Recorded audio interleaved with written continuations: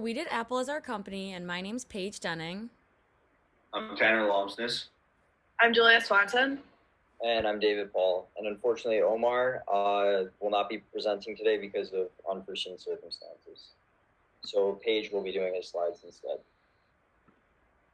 So here's our agenda. We're going to go through a company overview, our 7 issues, and then our 7 recommendations to go along with those issues, and then a conclusion. So for the company overview, Apple is actually one of the top companies in the world. And what they do, they sell and manufacture products such as electronics, computer software, and other online services. The company is a multinational technology company with their headquarters located in Cupertino, California. Apple was actually rated the most successful company. And Apple also engages in the designs, manufactures, and sales of smartphones, computers, tablets, and etc. And the founder of the company is Steve Jobs. He has a couple partners that help him out with Steve Wozniak and Ronald Wayne. So the first issue that Apple has is diversity in the workforce. Diversity is the mix of gender, age, disabilities, cultures, ethnic backgrounds, and lifestyles that characterize the organization's workforce and potential labor pool. Diversity in the workplace impacts many different variables, like it can increase creativity, performance, acceptance, and more. Their turnover rates are generally lower in companies that have a greater diversity rate, and then it also helps people gain new experiences through various cultures.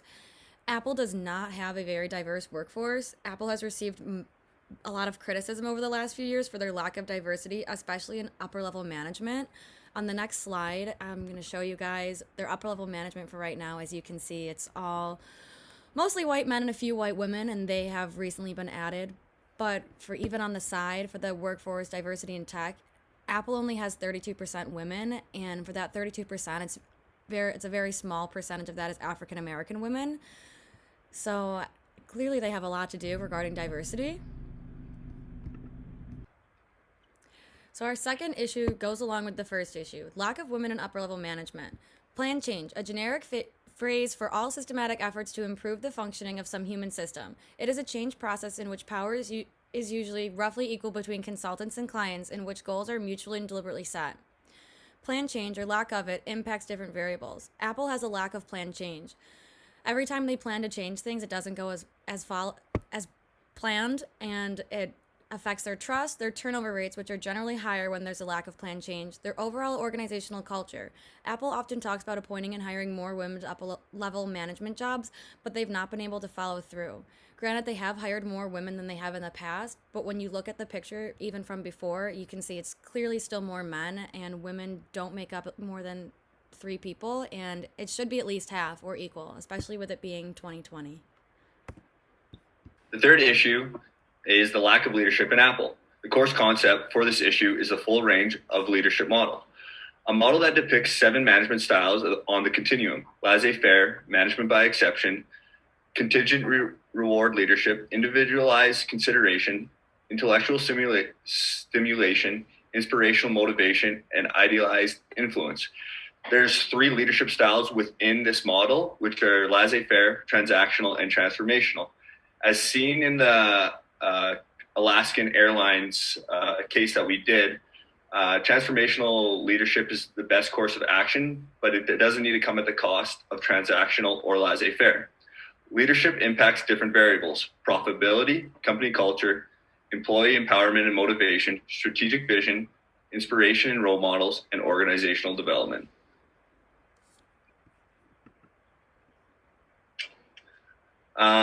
With Apple's leadership, it started with Steve Jobs. He was the founder of Apple, but he was an autocratic leader who was extremely controlling. Everything had to flow through him, and he didn't allow for a lot of diversity.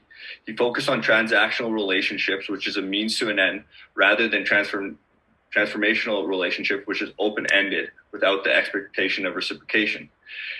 He focused also on initiating structure throughout his company over consideration of each individual. The current leader is Tim Cook, the CEO. He does not use his position of power to lead, and instead focuses on the leader-member relations. He possesses the trait and behavioral theories of leadership. The trait theory of leadership refers to the unique characteristics that he possesses, and then behavioral theories is what is how his actions follow through. He also uses servant leadership, which he believes he has to serve people before he can lead them. But right now, the current lack of leadership in Apple revolves around the contingent reward leadership, ethical leadership with respect to diversity, as we see in the first two issues, and lack of transformational leadership of the four dimensions.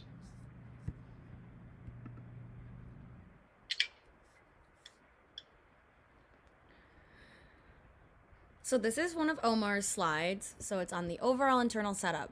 Total quality management. TQM is about continuous process improvement where all members of an organization participate in improving processes and the culture they work in. The business prioritizes its goal around quality. Quality is achieved when processes reliably produce products and services to meet customers' expectations. This structure impacts employee relations, improved employee participation and morale, operating procedures, improved products and service quality, processes and productivity, and reduces errors. Customer satisfaction, reduced number of customer complaints, financial results, increased profitability. Why is this relevant to Apple? Apple uses this structure of TQM to keep employees satisfied and motivated. Communication is crucial to implement total quality management in the business. Go lean in order to target responsiveness and efficiency.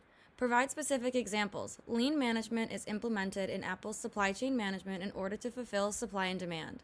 Due to the implementation of total quality management, Apple is able to eliminate inventory. This reduces wastage and loss of outdated equipment.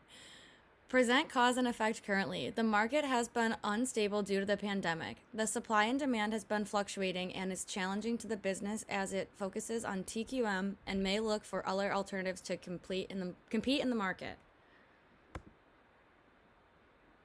So for issue number 5, the hiring requirements of Apple, the textbook said that knowledge management was a process on how knowledge can be organized and used to improve organization performance.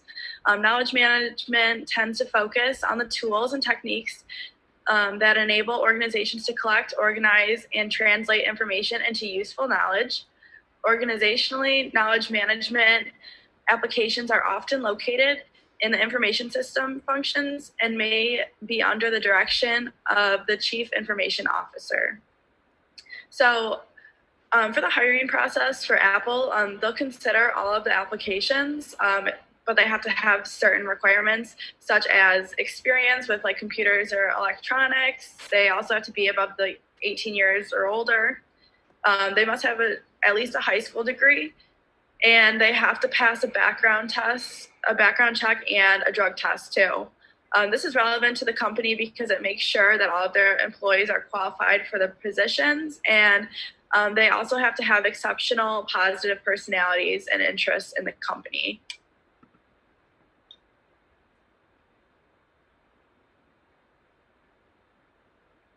So issue number 6 is the issue of Chinese manufacturers and Apple. The course concept is trans-organizational change. The concept discusses how companies attempt to create strategic partnerships and relationships with other companies and organizations. These partnerships occur as a way to enter new markets, either foreign or domestic, and also as a way to decrease costs. With regards to Apple, the manufacturing partnerships with the Chinese allow for Apple to decrease labor costs because wages are cheaper in China. And as a result, Apple can maximize their profits through selling their products at higher margins.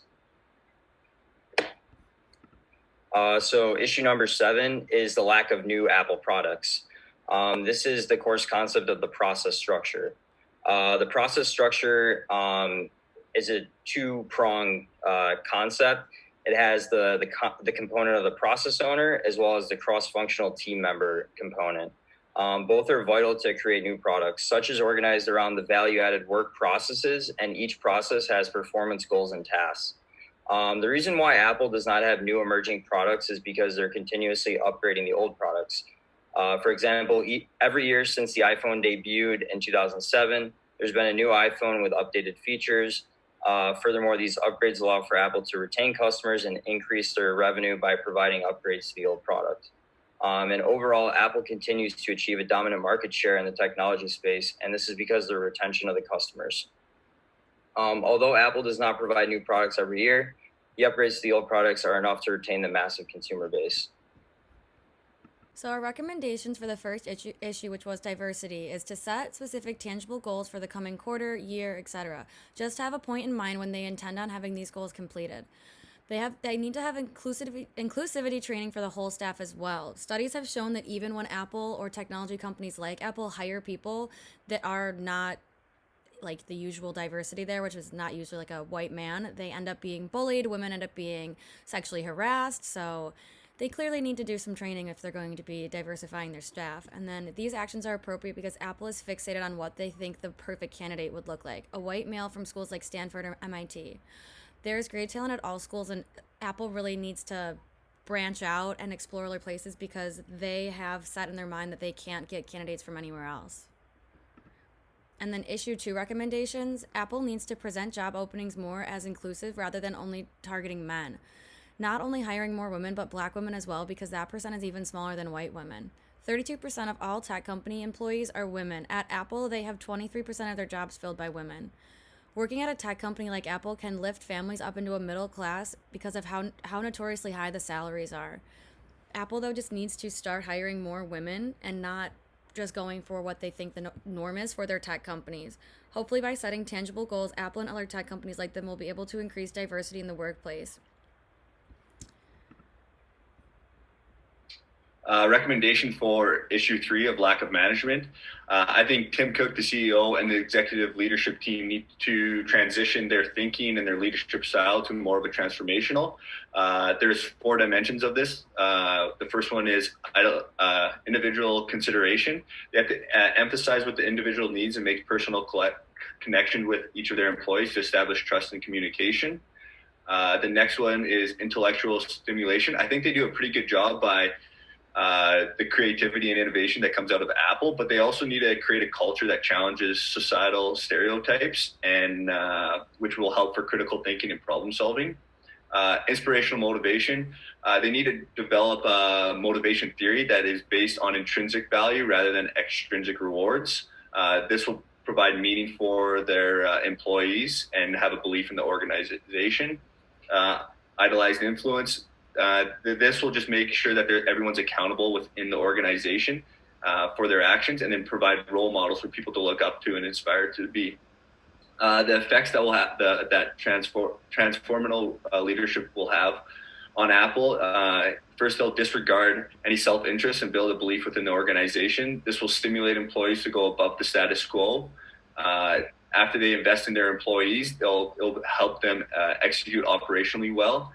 And the last thing will help them see strategic opportunities and adaptability and differentiation to gain competitive advantages over the current market.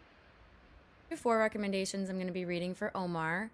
Apple should keep the same structure as they require employee involvement, but are also able to focus on quality. Which action steps are necessary? The business has been able to adapt to the changes from an unpredictable market, but have managed to satisfy demand by having a strong supply chain. It might be helpful if Apple decentralized some of their units in order to better forecast and fulfill demand. This could also improve on the lack of diversity. And then for the issue 5 recommendations. Thank you. So some suggestions that I would recommend for Apple, since they are one of the biggest companies in the world, is that they should turn Apple into a phone service. With that, they could capitalize the market with companies such as Verizon and AT&T.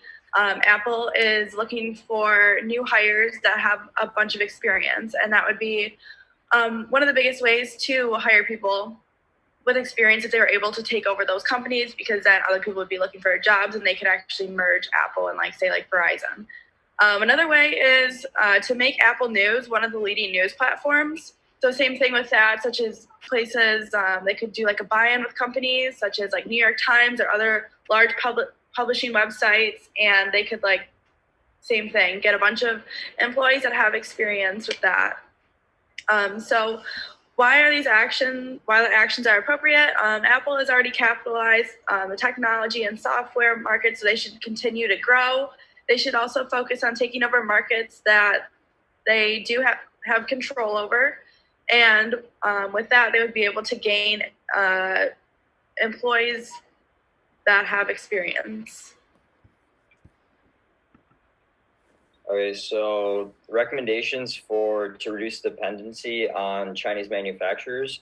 So in order to reduce the Chinese dependency on cheaper labor, Apple should hire more American workers and create American factories. Recently, this past year, Apple opened up a facility in Texas that will produce exclusively MacBooks.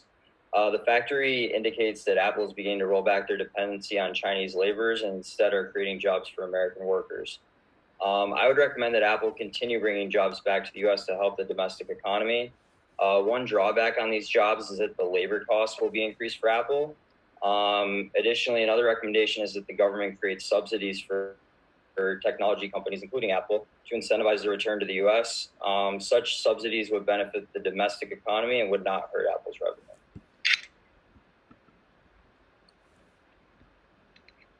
And then for issue 7, the lack of new products is an issue in some regards, but in others, it's not a serious issue.